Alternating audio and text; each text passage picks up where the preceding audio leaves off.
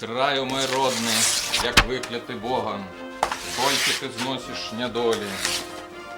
Ось так ставилися до нашої країни у 1918 годі. Її рвали на кавалки, хто як хотів.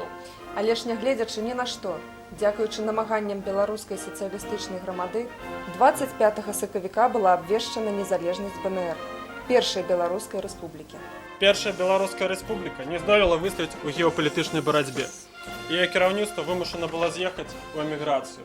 Другой Беларускай рэспублікай стала сацыялістычная Савецкая Рэспубліка Беларусь. І вось так яна выглядала. Другая Белорусская республика была обвешчена 1 студзеня 1919 года у Смоленску. Але ўжо праз 2 тыдні Москва адарвала ад толькі што ўтворанай краіны 3 усходнія губерні, пакінуўшы толькі Мінскую і Гродзенскую. Трэцяй Беларускай рэспублікай па праву можа лічыцца БССР, якая была адноўлена 31 ліпеня 1920 года. Яна праіснавала да 19 верасня 1991 года. З гэтага моманту дзяржаўнай сімволікай Беларусі стала сімволіка БНР, а ў Канстытуцыю былі ўнесены змяненні і дапаўненні. Краіна перастала быць аграрнай, яна стала індустрыяльнай. БССР была адной з перадавых рэспублік Савецкага Саюза. Яна не была датацыйнай, але ж не была і самастойнай. Усе важныя рашэнні прымаліся ў Маскве.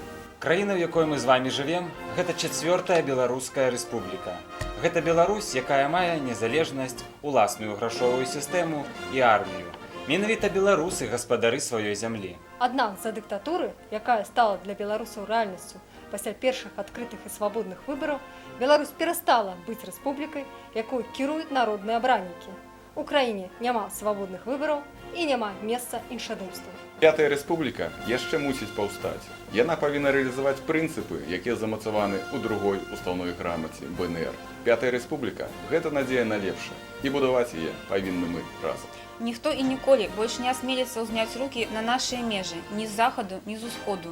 Ніхто і ніколі не паставіць сябе вышэй закону. Ніхто і ніколі не адбярэць у нас з вамі нашу свабоду. Будь разам з намі! Дай надзею сабе і сваім дзецям.